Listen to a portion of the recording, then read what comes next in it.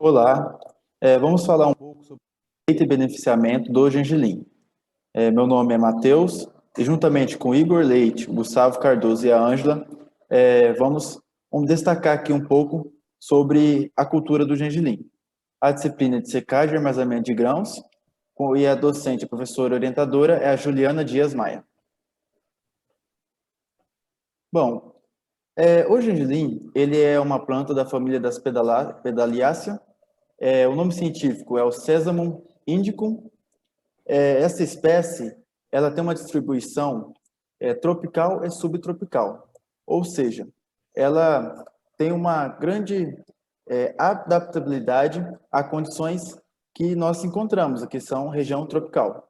Ela é a espécie mais antiga de oleaginosas, ou seja, dentre todas as oleaginosas, o gengelim, os cultivos de gengelim são datados como os mais antigos, aonde o homem se domesticou essa cultura. É uma cultura que apresenta uma boa tolerância seca, ou seja, sendo muito indicado para a alternativa de segunda safra, já que a segunda safra, principalmente aqui na nossa região, é a safra que se localiza mais próximo da seca, ou seja, aonde as chuvas elas são mais escassas e a umidade do solo e do ar também são bem mais reduzidos. Então, ela seria uma boa opção aí para ser introduzida em segunda safra. E atualmente, o mercado de gengelim ele encontra-se em ascensão, ou seja, muitos consumidores estão se habituando com essa planta, com essa cultura, né? Ela é uma planta que tem várias utilizações, tanto na culinária, como também o seu óleo, que vamos explicar um pouco mais para frente. Em relação à produção, como o gengelim é a leguminosa mais antiga a ser produzida. Porém, na área de pesquisa e de coleta de dados, ela ainda é muito recente. Então, não tem muitos dados da cultura em relação à cultura quando comparamos com outras culturas, como a soja, algodão e milho. Mas, alguns dados indicam que a área de cultivo no mundo foi de 7,5 milhões de hectares, ou seja, bem menor que a soja, por exemplo. O Brasil, ele ainda é um pequeno produtor de gengelim, ou seja, os produtores aqui não se habituaram ainda com essa cultura. Essa habituação está ocorrendo gradativamente. A área de gengelim no Brasil é estimada em 160 mil hectares, dados da safra 19/20, do ano safra 19/20. E no Mato Grosso, temos o município de destaque, é o município de Canarana, que é o município responsável por 80% do gengelim produzido no Brasil inteiro. Então, como nesse município, o gengelim é uma cultura que tem bastante importância econômica local. Outro município que tem destaque também no Mato Grosso é o município de Nova Ubiratã. Nos municípios aqui de Campo Novo do Parecis e Sorriso, nosso município aqui em Campo Novo, por exemplo, é uma cultura que tem pouco tempo de implantada. O principal produtor do município é o senhor Sérgio Stefanello, que está investindo nessa cultura, e ele foi o pioneiro aqui a fazer esse investimento, e tem pouco tempo que ele está ali fazendo esses investimentos. Então, em torno de 5 a 6 safras apenas. Uma curiosidade importante que devemos destacar na cultura é que na década de 80 foi um marco histórico no Brasil. Por quê? A rede de fast food americana, ela teve a instalação, se instalou aqui no nosso país. E com isso, ocorreu uma mudança na utilização da semente de gengelim, pois eles começaram, no Brasil aqui, eles começaram a utilizar a semente, o grão do gengelim, na cobertura do pão do hambúrguer e também adentrou na culinária do dia a dia. Com isso, se abriu um novo panorama, ou seja, um novo mercado para o gengelim produzido aqui. A produção em si, no país, ela fica restrita a 3 estados: Tocantins, Mato Grosso e Goiás. No Tocantins, ele tem uma produção, segundo dados da Conab, de até 1.000 toneladas. No estado de Goiás, o gergelim já está sendo empregado em larga escala e essa produção pode chegar até 10 mil toneladas. No Mato Grosso, somos o principal produtor, isso devido ao município de Canarana, que é o maior produtor de gergelim do Brasil. Nós ultrapassamos os 10 mil toneladas de grãos produzidos dessa cultura. A produção do gergelim no Mato Grosso, ele fica restrita, fica mais localizada nas condições de cerrado, no nosso cerrado. Por quê? Pois a topografia, ela favorece o cultivo dessa cultura por meio de máquinas, ou seja, consegue a utilização dessas máquinas para favorecer a produção. O clima da nossa região, ele é um clima que tem duas estações bem definidas. Temos o período de chuvas e o período de seca. No período de chuva, utiliza-se as culturas de primeira safra, como, por exemplo, a soja. No período de seca, já se busca culturas mais adaptadas ao estresse hídrico. E como eu havia destacado na apresentação, o gergelim, ele tem uma boa qualidade, ou seja, ele tem uma boa adaptabilidade a estresses hídricos, a climas secos. E com isso, favorece o seu cultivo na nossa região. E o custo? Bom, o interessante dessa cultura, pois ela apresenta, como ela está apresentando um crescimento exponencial, ou seja, um crescimento a passos largos, é devido aos seus baixos custos também, que segundo dados mais recentes, ele está entre 700 a 1.100 reais por hectare, ou seja, dentre as culturas produzidas, é a que apresenta menor custo de implantação em todo o processo. E o preço de mercados, eles geralmente são atrativos para a cultura, já que o consumo do gergelim é maior do que o produzido no país, ou seja, a demanda ela é bem maior do que o produzido, que é oferecido ao mercado. E os preços eles variam em R$ 2,50 até R$ 3,00 o quilo, ou seja, o preço médio, né? Pode chegar a 4, pode ser abaixo, mas o preço médio é de R$ 2,50 a R$ 3,00 o quilo. Vamos falar um pouco do grão, da semente do gergelim. Ela é uma semente, geralmente, elas são pequenas, são achatadas e de coloração que vai variar do branco ao preto. Ela é rica em vitamina do complexo B, possui cálcio, ferro, fósforo e potássio. O óleo extraído, ela representa de 44 a 58% do peso do grão, vai variar de acordo com a variedade. Isso é muito interessante para a produção de óleo, para a indústria. Por quê? Ele vai ter uma alta capacidade de retirada de óleo dessa semente, desse grão, já que o óleo ali corresponde a 58% do seu peso.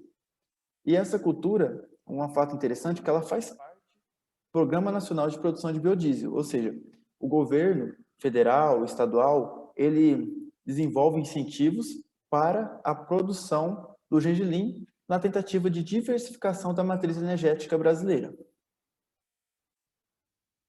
E quais são as características da planta? Ele tem um ciclo médio de 90 a 120 dias, né?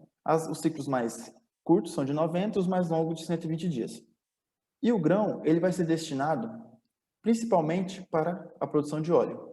E são produzidos dois principais óleos, o óleo comum, o normal, e o óleo extra virgem. O óleo extra virgem, ele tem o maior valor agregado no mercado comparado ao óleo comum. E os grãos de gergelim, eles são fontes de óleo comestível de excelente qualidade, grande estabilidade e resistente à rancificação. Ou seja, o que quer dizer isso? Na indústria, se for utilizar, por exemplo, o óleo do gergelim para fritura, para preparação de alimentos, ele aguenta altas temperaturas sem ser degradado, podendo ser utilizado ele mais vezes. E são também muito utilizados na confecção de massas, doces, tortas, tintas, sabões, cosméticos e remédios e no pão de hambúrguer. Inicialmente ele era utilizado no pão de hambúrguer, lembra que na década de 80 o McDonald's utilizava ali em cima do pão de hambúrguer? Então, aí depois que ele foi começando a entrar em outras indústrias, como a indústria de óleos, que é uma indústria de maior valor agregado para a indústria e também para o produtor. Bom, dando continuação à apresentação, Eu sou o Igor, né? Eu vou falar um pouco sobre a qualidade final, que é o produto básico que a gente vai beneficiar, fazer aquele processo de pós-colheita, até o processo que vai estar colhendo ali o gergelim, e vamos estar adentrando. Bom, a qualidade final ela é expressada pela sua semeadura, né? A cultura do gergelim é uma cultura que exige ali em torno de 90 a 120 dias, né? Seu ciclo. Isso varia de acordo com a cultivar, né? E a semeadura ela está muito ligada em relação ao melhoramento genético, né? Que esse melhoramento genético ele vai fazer o quê? Ele vai adaptar a cultura com determinada característica, né? Que hoje a população fica em torno de 50 mil até 110 mil plantas, isso o volume final de stand, né? Da semeadura, e conciliando ali com o preparo do solo, ou seja, para a gente se ter uma produtividade expressiva de determinada cultura, a gente tem que estar fazendo toda aquela parte de correção do solo, fazendo preparamento do solo ali, para estar empregando a cultura. Aí, adubação. Essa adubação, como o gergelim é uma cultura de segunda safra, geralmente os produtores trabalham só com a primeira safra ali, fazendo a correção do solo, né? E entrando com os adubos. E para se ter uma produtividade significativa, né, da cultura do gergelim, como aqui no Mato Grosso, a nossa região do Chapadão do Parecis, aqui é uma cultura que está em torno ali de 5 ou 6 safras, né, como foi dito anteriormente, tem estudos e trabalhos dentre mesmo dos produtores, junto com a Embrapa, que está fazendo alguma aplicação de nitrogênio ali de forma líquida ou até mesmo de granulada, como ureia, né, para estar vendo se esse potencial eleva um pouco a arquitetura da planta para estar expressando ali na produção das vagens, né, que é a cultura de interesse ali é o grão, né, as sementes, né. E o controle ali da pragas e doenças. Essas pragas e doenças, por apresentar uma boa tolerância ali ao estresse hídrico, né, o gergelim, ele já apresenta por característica ali alguma tolerância em relação alguns tipos de doença, alguns tipos de pragas que vem ocasionar ali uma perda de volume final de produção. E chegamos na qualidade final, a colheita tem destaque ali de vermelho, tá em negrito, né?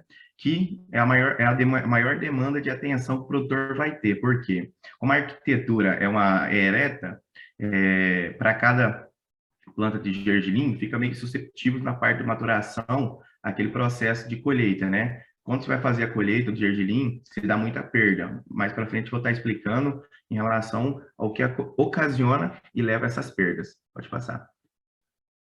Bom, colheita, ela se divide em duas partes. A primeira, a parte manual, que historicamente foi a primeira, está se introduzindo até a gente chegar nessa parte tecnificada que a gente está hoje, né? Como a gente pode ver aqui nas imagens, para se colher manual, se colhe ali as parcelas do fecho, né? Pega o volume final, amarra uma corda ou até mesmo elástica, e se vai de acordo com a escala de produção, se é um pequeno ou médio produtor, né? E esses fechos, eles são todos aglomerados, como a gente pode ver na ilustração na imagem, e depois, para estar fazendo o recolhimento ali das sementes, né? Do gergelim, é posto uma lona e essas vagens são pegadas os fechos e colocados lá, onde cada de forma manual vai fazendo o processo de chacoalhamento, até que essas vagens elas se liberam toda e a semente cai ali na lona, né? E após a semente passada e cair ali na lona, faz um processo de pré-limpeza. Essa outra imagem que a gente vê, onde tem duas pessoas ali, um de verde e um de branco, é um campo experimental aqui do IFMT, onde o Cher Stefanello acarretou ali, junto com o professor Carlos Jorge, né, nosso docente de fitotecnias, e eles fizeram uns experimentos com diferentes doses de volume de nitrogênio. Aí foi uma colheita para estar fazendo um volume de semente mesmo, para estar se plantando na safra seguinte. Pode passar. O ponto ideal para escolher o gergelim. Bom, o ponto ideal é quando as folhas elas apresentam uma característica de amarelecimento, né? Essa característica ela expressa também entre a haste e toda a parte do volume do fecho dos frutos, né? Em seguida, esses frutos, ele começa a amadurecer da base da haste, né? Até chegar à parte superior da planta, né? Que no caso é o processo que chama de deiscência dos frutos, né? Que ele progride rapidamente, né? Conforme vai se passando o ciclo de maturação fisiológica da planta ali, vem chegando aquela localização onde a maturação chega-se por completa em todo o topo. Ou seja, Eu até coloquei um ilustrativo aqui, mas esse tempo de colheita aí, do ponto ideal para escolher o gergelim, é de suma importância, porque quando o seu stand ele já apresentou todo um padrão de amarelecimento em torno superior a 90%, já pode se entrar ali com a colheita, porque se passar um pouco dentro daquele período onde se está se colhendo, vai começar a colheita do talhão que já iniciou o processo final de maturação fisiológica, pode ser que chegue no final ali e tenha muita perda em relação a dano mecânico ou até mesmo por dano de alto excesso de vento, né? Pode estar passando. Bom, as principais adaptações das plataformas de máquinas, elas são realizadas em nível de fazenda, né? Ou algumas empresas metalúrgicas, ou até mesmo em oficinas agrícolas. Nessa parte da colheita, não se tem ali uma demanda com maquinária agrícola, ou seja, todos os produtores hoje que detêm o cultivo do gergelim no Brasil, ele fica à mercê de estar fazendo algumas adaptações nas suas próprias colhedoras de grão, né? Sendo elas da Case, Valtra, John Deere, New Holland. Essas adaptação, eu vou estar passando no próximo slide, vou estar explicando para você como que seria elas são feitas, né? Pode passar. Bom, essas adaptações, de princípio, são as instalações de uma rede, no caso tela, né, de proteção de malha, entre 1 a 2 milímetros sobre a plataforma. Qual que é o intuito da utilização dessa rede? Ela é uma proteção ali para o chassi da plataforma, né? Ela vai ajudar a reduzir ali a perda do grão, que são arremessados devido àquele processo que a plataforma vai entrando no talhão para estar se fazendo a colheita, né? A redução do número das barras ali do molinete e o aumento do tamanho da mesa da plataforma, né? E adaptações específicas ali na parte do caracol da plataforma, que é o mesmo caracol para estar se utilizando na colheita do feijão, da soja, até mesmo ali de outras culturas, né? E além, é claro, de ajuste, né? De todos os componentes originais da colhedora, ou seja, essas adaptações elas vão estar fazendo alterações algumas componentes originais ali da colhedora, né? E como a colocação de peneiras, uma velocidade da trilha, do ventilador, né? São tudo ajustadas, né? Para estar fazendo a colheita ali do gergelim. Pode passar. Bom, em relação à colheita mecanizada, essa foto é uma foto pegada aqui na fazenda Porta do Céu, né? Do proprietário Sérgio Stefanello. Você pode ver aqui nas imagens, na primeira, segunda e terceira, né?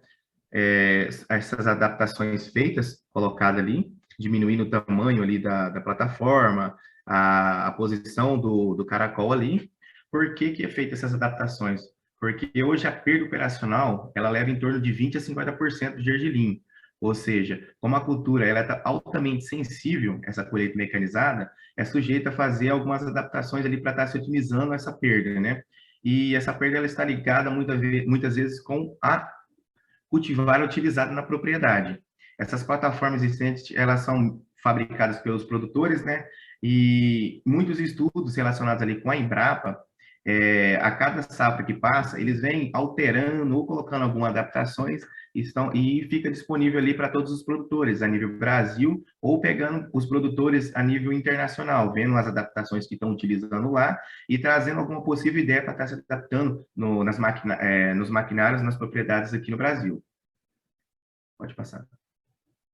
Bom, essa aqui é outra imagem ilustrando, né, que é fazendo a colheita ali na Fazenda Porta do Céu de Gergelim. Essa safra foi 2019-20, aqui na Campo Novo do Parecis. Como a gente pode ver ali no molinete, a adaptação da chapa de ferro, né, que quando a colhedora ela entra na linha de colheita, muitas vezes pode estar pegando ali uma planta do gergelim, pode estar arremessando e ela cai e vai soltando a semente, ou seja, está acarretando ali a perda. Tudo entra na parte de perda das suas porcentagens de colheita de volume de estande final. Pode passar.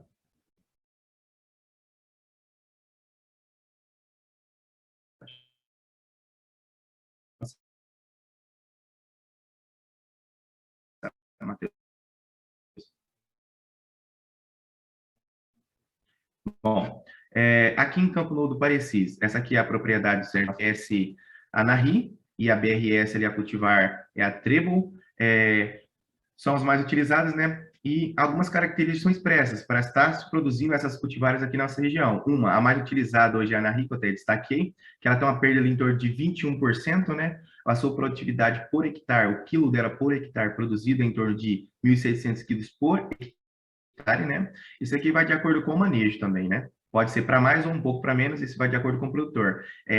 A cultivar treble, ela produz ali em torno de 15% de perda, né? Isso mesmo, da própria planta, e a sua produtividade ela fica em torno de 1.300 até 1.500. Esse 1.300 foi o dado que foi obtido na Fazenda Porta do Céu, que foi um talhão de mais ou menos, foi de 150 hectares produzido, né?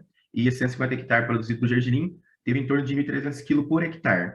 Bom, a demanda, como a gente pode ver, eu destaquei também, a demanda de pouco manejo cultural, ou seja, pela planta apresentar as características de ciclo baixo, tolerância a estresse hídrico, tolerância aqui à seca, né? E tolerância a alguns tipos de doenças ou até mesmo de pragas, suportar o dano, né? Pode passar. Essa tolerância à doença, a mais comum na nossa região, para a cultura hoje do gergelim, é a mancha, a murcha, né, de macrofinina, né? E a mancha ocular, e a cercosporiose. Essa mancha ocular e a cercosporiose essas doenças são muito causadas na safra da soja, ou seja, o produtor utilizando ali essas variedades como opção de segunda safra, para estar fazendo uma rotação de cultura, né, para não estar só trabalhando com milho, soja, ou soja algodão, ou soja girassol, essa tolerância ela expressa uma característica muito, muito importante, né, como a ferramenta que o produtor tem hoje para estar entrando na nossa região, e está dando oportunidade a crescer e gerar demanda para fazer com que as multinacionais da parte de mecanizada tenham em vista e olhem um pouco melhor para essa cultura, que só tem a crescer esporadicamente, né? Na próxima safra, tem registro que vai aumentar em torno de quase 16% a produção nacional do Brasil. Isso se aumenta aqui no Brasil e em nível mundial vai aumentar de forma expressiva também. Pode passar. Pós-colheita e armazenamento. Bom, após a colheita do gergelim, ele é levado à sede da propriedade, né, como se fosse a colheita feita da soja, do milho também, da mesma forma, a colheita se dá do gergelim. Dessa forma, passa por uma triagem, uma limpeza. Nessa limpeza é limpado todos os dejetos que estão ficados ali, né, da própria planta, né, como se fosse também o milho e soja, também a mesma coisa, e selecionar os lotes para entrega. Bom, aqui eu vou dar uma explicação que aqui em Campo Louco do Parecis tem a sementeira Sagui. Essa sementeira Sagui, ela trabalha da seguinte forma, por contrato futuro, ou seja, se o mercado exige uma demanda muito grande de gergelim, o produtor, o dono dessa sementeira Sagui é o próprio Sérgio Stefanello, né? Então ele adentra na sua propriedade um volume que vai suprir a necessidade que o mercado exigiu, fez o contrato futuro com ele, para estar se entregando, e se sobrar um excedente, ele guarda e vai fazendo essa comercialização de acordo com a demanda do mercado. Porque o gergelim ele é muito exportado para se fazer ali o óleo, para estar se fazendo alguns produtos em relação ali, para estar se comendo de forma in natura, né, como boa opção ou ferramenta para estar se utilizando para emagrecimento. E o manejo para estar se utilizando do armazenamento do gergelim é o mesmo procedimento para estar se guardando no silo que o milho, soja e feijão. Não muda muita coisa, porque o volume que está se utilizando do grão é muito baixo ali, né, em relação por causa do tamanho da semente, né? Tem registro que 1.000 sementes de gergelim tem um peso relativamente ali de 3 gramas. Como a gente pode ver, então, é um volume muito grande, né, para estar se guardando ali no silo, e não tem um processo ali de perda, né, porque vai estar se guardando no silo, vai estar todo aquele processo de manter a temperatura, a umidade do grão, fazendo o processo de aeração e aqueles processos que a professora passou em aula de armazenamento, boas práticas de armazenamento. Pode passar. E essa aqui foi nossa referência. Eu agradeço